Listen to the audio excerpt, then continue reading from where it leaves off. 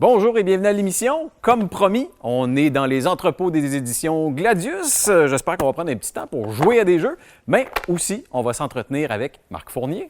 Alors, asseyez-vous confortablement. Bienvenue au show de chaise. Fais-moi un dessin, c'est cool ça. Oh.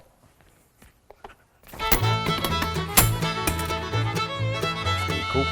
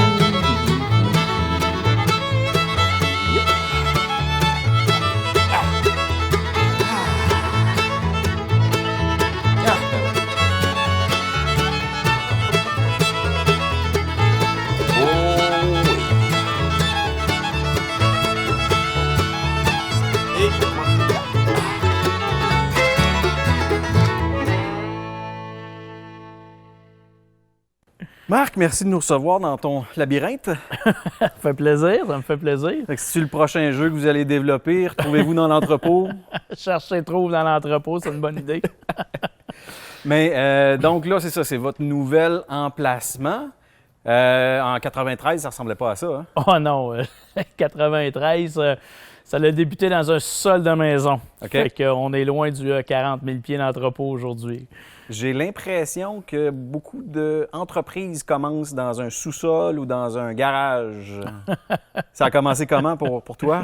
Sol de maison à l'époque, oui. Avec le premier jeu en 1993, Nature en jeu, que j'avais conçu avec deux chums de l'époque avec qui j'avais étudié, parce que le but, c'était de devenir garde-chasse, agent de conservation de la faune. OK. Fait qu'on a suivi une formation à La Redouteville, dans la région de Québec. Puis, à la fin du cours, on n'avait pas d'emploi, on n'avait pas de job. Fait qu'on avait eu l'idée de faire un jeu sur la nature, la faune et l'environnement, parce qu'on avait passé 2 ans à étudier là-dedans, puis ça nous faisait vraiment, on tripait, tu sais, la nature, les oiseaux, les animaux, tout ça. Puis on voulait partager avec les gens ce qu'on avait appris sur l'environnement puis la nature. Fait qu'à l'époque, on était un peu avant-gardiste, parce qu'à 93, nous, on parlait déjà dans notre jeu d'économiser l'eau, de faire attention, puis de protéger l'environnement, puis le recyclage, ces choses-là. C'était toutes des valeurs qu'on véhiculait dans le jeu à l'époque, Nature en jeu. Fait que ça a parti avec un jeu, puis on l'a assemblé et fabriqué dans le sous-sol d'une maison. OK. Fait que ça l'a suscité un peu d'engouement chez les voisins qui se posaient la question, qui croyaient qu'on faisait partie d'une secte, parce qu'à tous les week-ends, on se réunissait, la cour était pleine de voitures, on recevait des amis et de la parenté qui venaient nous aider dans le sous-sol à assembler les jeux. Okay. Mais de l'extérieur, ça semblait louche un peu dans un quartier résidentiel. Oui. Puis en même temps, est-ce que vous l'avez testé auprès justement de vos amis de votre réseau, ce jeu-là? Bien là, on était rendu là à l'étape de l'assemblage, mais avant ça, quand on a parti avec l'idée de concevoir le jeu, ça l'a pris à peu près 2 ans par les soirs, les week-ends. On mettait beaucoup, parce qu'il a fallu se trouver des emplois, fait que chacun des 3, on travaillait. Ouais. Fait qu'on mettait du temps à concevoir les questions. C'est un jeu qui contient, Nature en jeu, 4000 questions. Donc, il a fallu les créer, il a fallu les concevoir. Puis à l'époque, bien, c'était plus dans les bibliothèques. Puis on parle de 1993, là, fait que l'Internet, avec tout ce qu'on retrouve aujourd'hui, n'existait pas. Donc, il fallait beaucoup, peu à l'époque. Donc, c'était beaucoup les bibliothèques, les livres, les encyclopédies, où ce qu'il fallait se procurer, acheter des livres, d'emprunter, puis créer les questions à ce moment-là. Aujourd'hui, un jeu questionnaire, ça va très vite, c'est rapide à faire. Mais à l'époque, c'était beaucoup plus de travail. Donc, ça a été une des premières étapes de concevoir le jeu, les questions, la façon d'y jouer. On a rajouté des mimes, des dessins, il fallait mimer, dessiner, tout ça. Et des sprints de questions, des revisions pour apprendre, retenir des choses justement sur la nature, la faune. Fait qu'il y a eu les étapes de création. Fait qu'à l'époque, c'était mon premier jeu. Fait qu'on a beaucoup appris de toutes ces étapes-là. Puis quand c'est venu le temps de le fabriquer, bien, il n'y a pas personne qui voulait le fabriquer. Parce que nous, l'idée, c'était de faire un jeu, le vendre et avec les sous, s'acheter une pourvoirie. Donc, si on ne pouvait pas être agent de la fonte, parce qu'il n'y avait pas d'emploi, on s'est dit, on va faire un jeu, on va le vendre. Avec l'argent, mais à 3, on va s'acheter une pourvoirie, puis on va travailler dans le bois au moins, dans la nature, si on n'est pas capable d'être garde-chasse. Mais à l'époque, j'avais 21 ans. Et on a appris beaucoup, beaucoup. Donc, quand c'est venu le temps de fabriquer le jeu, personne ne voulait le fabriquer. Bien là, on a fait chacun des emprunts personnels avec des endosseurs parce qu'on n'avait pas d'argent. À 20 ans, 21 ans, tu commences en vie. On a chacun emprunté quelques milliers de dollars de notre côté pour pouvoir produire les 2000 premiers jeux nature en jeu. C'est de là qu'on s'est installé dans le sol de mon ami Daniel, à l'époque à Val-Bélair, dans un sol de maison. Puis là, on l'a assemblé avec les amis, la famille. Puis je vous dirais qu'après quelques mois, les chums sont plus rares. Puis la famille a disparu. Ah ouais, hein? À un moment donné, la bière et la pizza, pour donner un coup de main, ça fait son effet. Exactement. Fait qu'une fois qu'on l'a assemblé, le jeu, qu'on l'a fabriqué à la main, on a assemblé 2000 copies. Là, on s'est dit, on va le donner à un distributeur. Fait que le Québec, c'est pas long faire le tour. À l'époque, il y avait 2-3 joueurs qui distribuaient des jeux. Donc, on les a approchés avec notre jeu. On leur a dit, voici le jeu. Ils ont dit, wow, c'est super beau, puis tout, mais nous, on va en prendre en consignation. Lorsqu'on va les vendre, on va vous payer. Mais là, on ne pouvait pas. Là, les paiements, il fallait rembourser. Fait qu'on s'est dit, on ne peut pas attendre. Fait que personne ne voulait l'acheter pour le distribuer. Donc, on a pris la décision de le distribuer nous-mêmes. Fait que je suis parti sur la route, dans ma petite voiture, faisant le tour de la province, en frappant aux portes, en rencontrant les propriétaires de boutiques de jeux et jouets, de librairies. Puis c'est comme ça que l'aventure a commencé à coup de 2 jeux, 6 jeux, 12 jeux. Puis je me rappellerai toujours de la première commande, c'est M. Dandurand à Montréal, des librairies Garneau défuntes aujourd'hui. Aujourd'hui, c'est rendu Renaud-Bré. À l'époque, c'était des librairies Garneau principalement aussi, puis il y avait Renaud-Bré qui en avait 2. Là. Mais lorsqu'on s'est présenté chez Garneau, M. Dandurand m'avait dit « Ça fait longtemps que je n'ai pas vu un jeu aussi intelligent, aussi bien fait, aussi amusant. Je vais vous en prendre 1200. » Hey, là, c'était le party, hein, parce que quand je partais de Québec pour aller, exemple, à Victo, chez les magasins Kerouac à l'époque, puis on me disait, je vais t'en prendre 6 pour débuter. Puis là, tu tombes sur un monsieur qui t'en prend 1200. Fait que là, ça a été le party cette fin de semaine-là. Ah oui, c'est clair. Puis en plus, ça me fait penser à, tu parlais que tu étais avec ce jeu-là un peu avant-gardiste du fait que vous ayez une conscience écologique, etc. Mais l'apprentissage par le jeu n'était pas nécessairement très, très, j'imagine, populaire dans les années 90 versus maintenant, on met ça de l'avant beaucoup. Là. Ça allait énormément évoluer. Tu sais, aujourd'hui, il y a beaucoup de psychoéducatrices, orthopédagogues qui conçoivent des jeux. Nous, on travaille beaucoup avec ces spécialistes-là à concevoir nos jeux. À l'époque, c'est même des métiers là-dedans, je ne suis pas sûr qu'ils existaient réellement, ou c'était pas aussi à la mode qu'aujourd'hui. Beaucoup même de maladies ou de troubles d'apprentissage n'étaient pas connus ou reconnus, qu'aujourd'hui, on sait c'est quoi. On sait que par le jeu, on peut réellement éduquer, aider à apprendre, aider à développer des parties du cerveau de par le jeu, selon les jeux, puis selon ce qu'on veut travailler. Fait qu'aujourd'hui, ça a énormément évolué. Puis nous, c'est important de travailler justement avec ces spécialistes-là. Puis avec tout cet apprentissage-là, de tous les corps de métier qui rentrent dans la production d'un jeu, à la base, comment est-ce qu'on conçoit un jeu? Ça part de où? Ça part de l'idée la plus folle qu'on ne peut pas avoir parfois. Parfois, ça va partir d'un besoin. Des gens qui vont dire « ça serait le fun, tel type de jeu, on pourrait travailler telle chose avec ». Ou dans le temps, ça a déjà existé, là, on n'est plus capable d'en avoir, on n'est plus capable d'en trouver.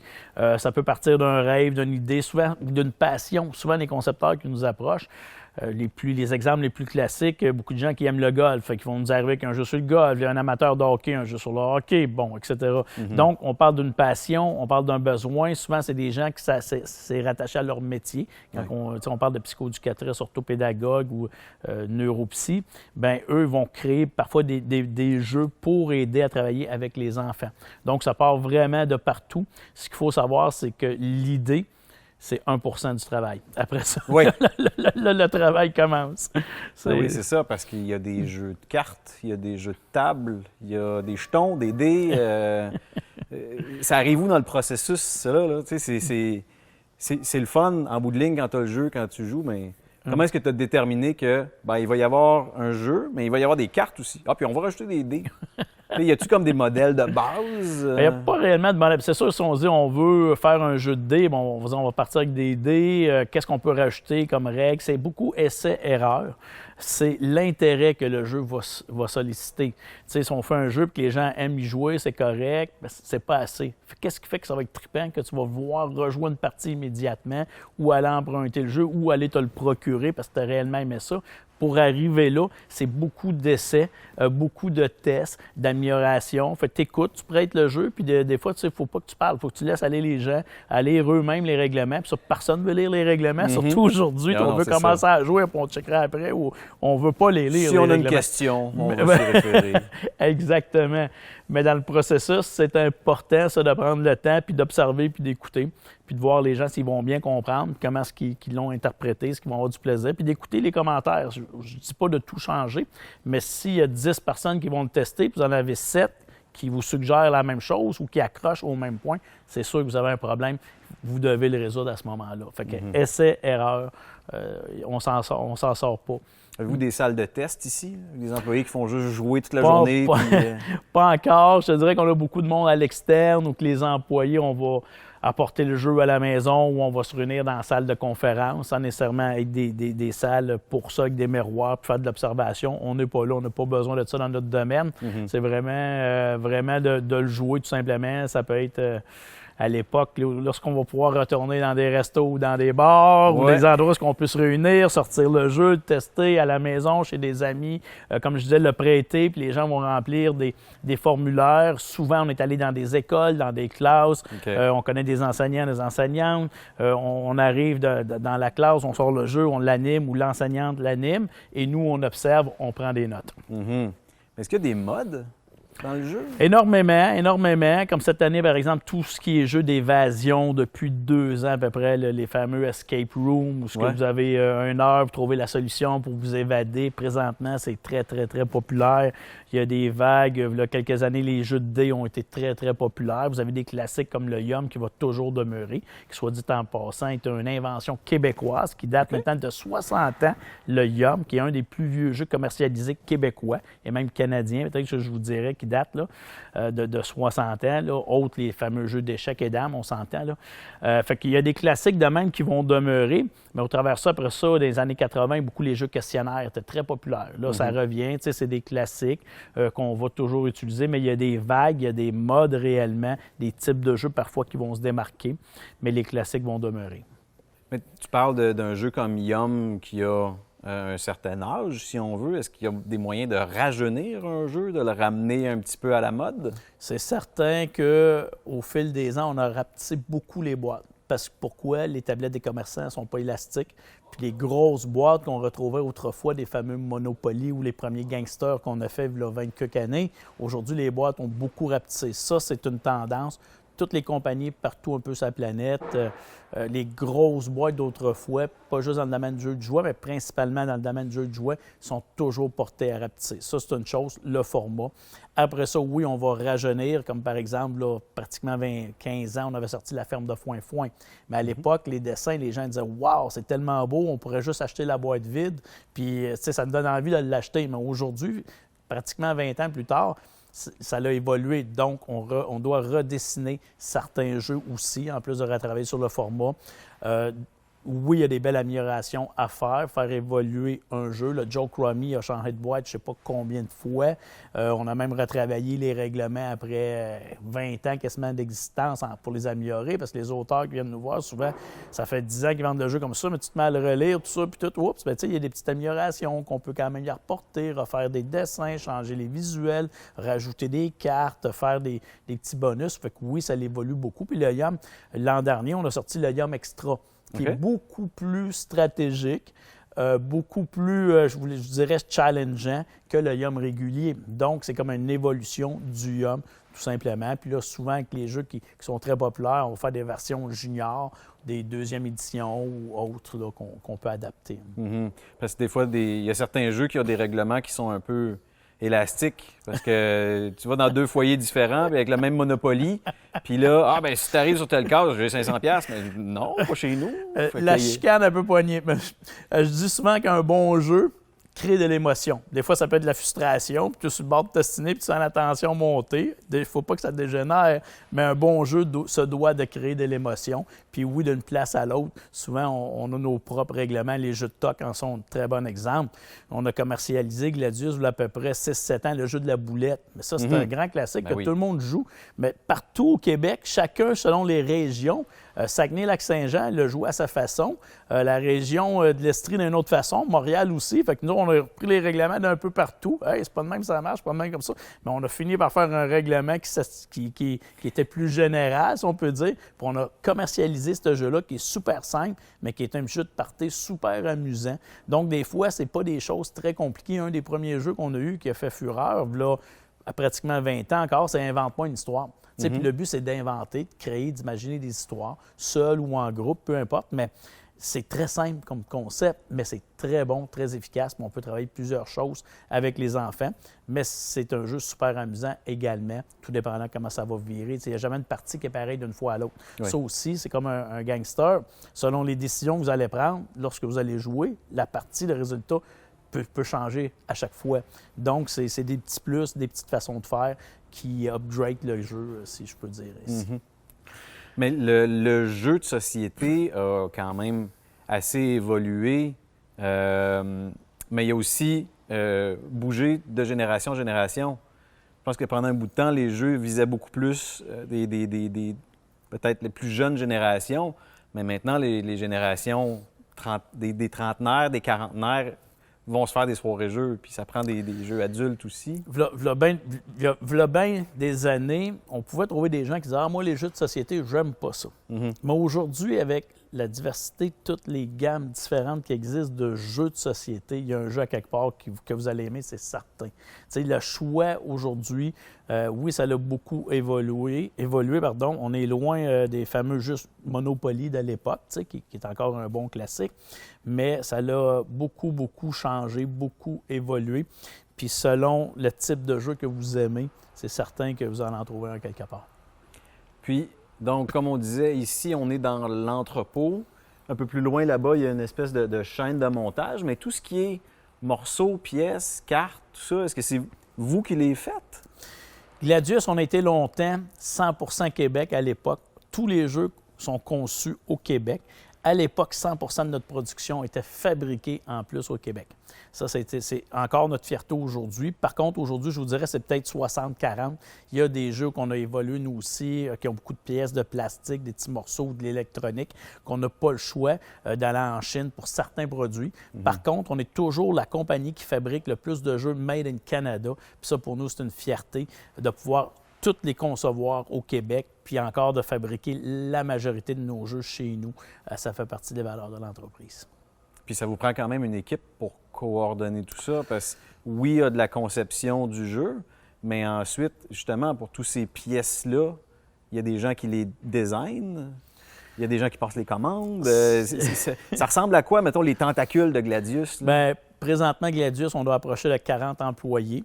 Puis ça part de l'idée, donc on part avec les graphistes en recherche et développement, les graphistes, on fait affaire à l'externe avec des correcteurs aussi, des traducteurs, parfois des illustratrices à l'externe aussi, donc ça touche plusieurs corps de métier. Puis après ça, on va tomber chez les imprimeurs, les relieurs, parce que nous, on fait l'assemblage, mais c'est imprimé un peu partout dans la province, selon si les cartes, les boîtes de carton, par exemple, viennent de la Beauce, les cartes à jouer dans l'est de la province, donc tout dépendant de la partie du jeu. Les boîtes pliantes, ça va être à Québec. On fait, nous, vraiment affaire avec des imprimeurs. On regroupe tout ça en vrac ici à l'entrepôt. Puis on a une équipe aussi sur la chaîne d'assemblage, où là, on va plier les boîtes à la main, mettre les cartes dans la boîte, une sorte de jeu, le crayon, les accessoires, tout ça. Puis c'est shrink-wrappé, excusez l'expression. On met la pellicule de plastique ici, puis ça va dans les boîtes, puis on fait l'expédition. Donc, ça touche tous les corps de métier. Puis une des grandes forces aussi de Gladius, c'est l'après. C'est le marketing, c'est les entrevues comme aujourd'hui. Tu sais, on arrive à se démarquer. Moi, à l'époque, J'avais 20 ans, fait qu'on avait, avec le premier jeu, comme je disais tantôt, Nature en jeu, ça avait fait vraiment le tour des médias parce que 3 jeunes qui ont étudié en conservation de la faune font un jeu sur l'environnement. Puis depuis ce temps-là, ben, j'ai eu la chance d'être supporté par les médias de partout dans la province. Parce qu'aujourd'hui, lancer une compagnie de jeux et jouets sans n'en parler, parce que vous aurez beau avoir le meilleur jeu au monde, si vous êtes sur le bas d'une tablette, personne n'en parle, personne ne le sait, ben c'est voué à l'échec. Donc, il faut, quand on parle des corps de métier, c'est le marketing, c'est les relations publiques, c'est tout ce qui est alentour, aller jusqu'à la mise en marché, aux représentants. Fait qu'on ne réalise pas, lorsqu'on va chercher un jeu sur une tablette d'un commerçant, tout le travail qu'il y a à l'arrière de ça. Pour ça, tantôt, je disais, l'idée, c'est 1 % du travail. Puis après ça, bien, il reste 99 % du travail à faire. Ben oui. Puis, justement, en parlant de tous ces fournisseurs locaux-là, on n'a pas le choix de faire un parallèle avec la pandémie mondiale qu'on vit présentement. Le fait de s'approvisionner plus proche d'ici, j'imagine que ça vous a aidé d'une certaine façon. Oui, ça nous a aidé, c'est certain. Par contre, on est quand même affecté, les augmentations de prix sur tout le papier, la matière première, tout ça.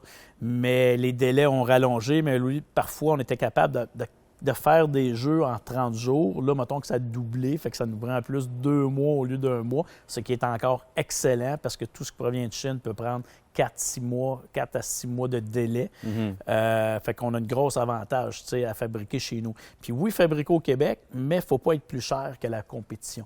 Ça aussi, c'est le défi parce que c'est le fun d'encourager notre industrie, d'investir localement chez nous, mais il faut arriver que le consommateur, parfois peut-être pour $1 ou 2, mais si l'écart est trop grand, tout le monde pense aussi à son portefeuille. Donc, le défi, c'est de fabriquer au Québec, mais il ne faut pas être plus cher que les autres, très important.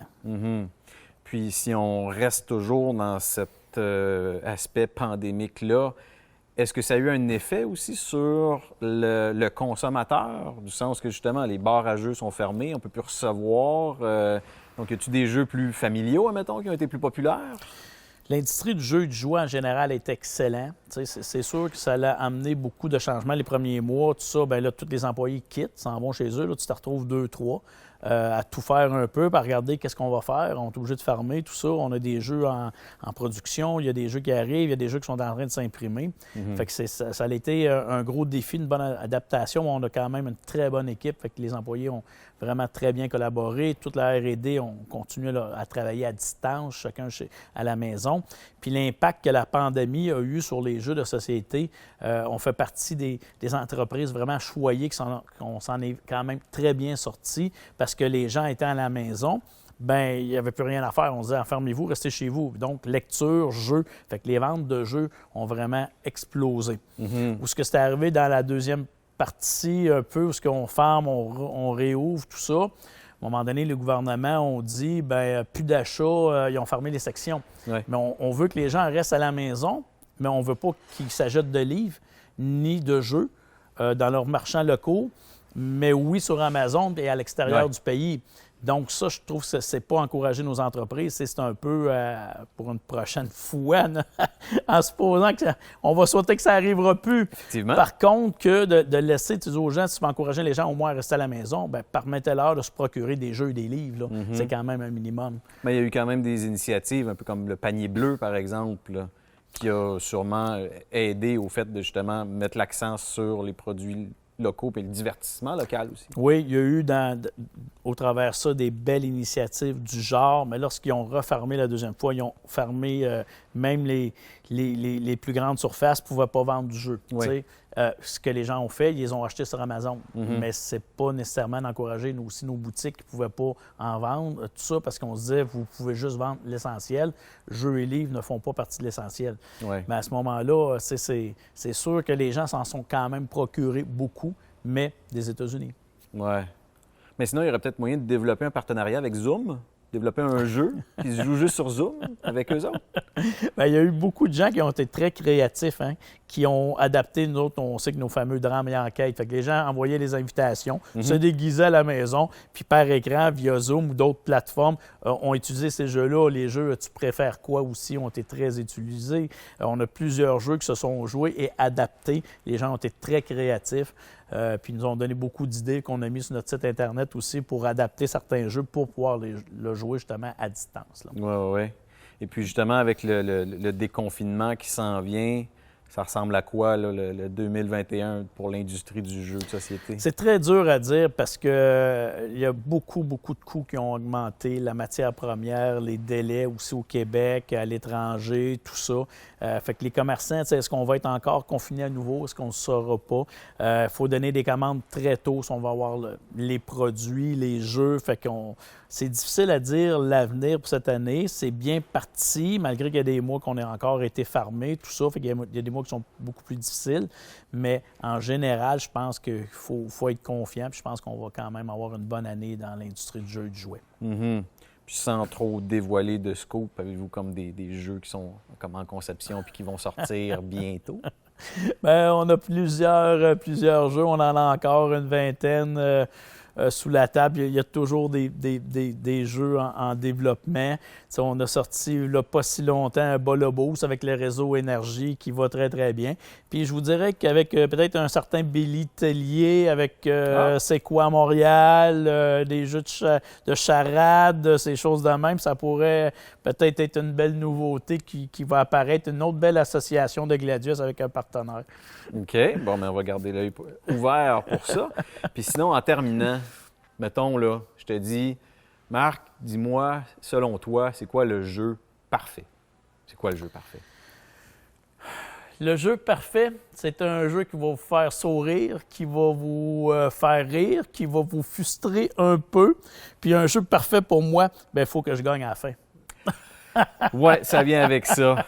Mais ça s'inscrit-tu dans les règlements? Faut que Marc gagne à chaque coup? Souvent, quand les concepteurs viennent nous rencontrer, mes assistantes, si vous voulez avoir des chances que Marc choisisse votre jeu, laissez-les gagner. C'est le running gag un peu. Mais le jeu parfait va vraiment varier d'une personne à l'autre selon vos intérêts, comme on disait tantôt, ce que vous aimez, vos préférences, tout ça. Mais un jeu qui crée de l'émotion, souvent, on va l'aimer. Super. Marc, merci beaucoup de nous avoir reçus. Puis je t'avoue que j'ai bien hâte qu'on recommence à recevoir puis se faire des soirées de jeu. Là. Moi, j'aime bien ça, puis ça serait le temps. Ça fait un plaisir, puis bonne partie lorsqu'on pourra jouer avec des amis. Yes, merci. Yes! 2 coups! Yes! Merci d'avoir été là. C'est tout pour cette saison. Alors, bon, il va falloir que je me retrouve ici, là.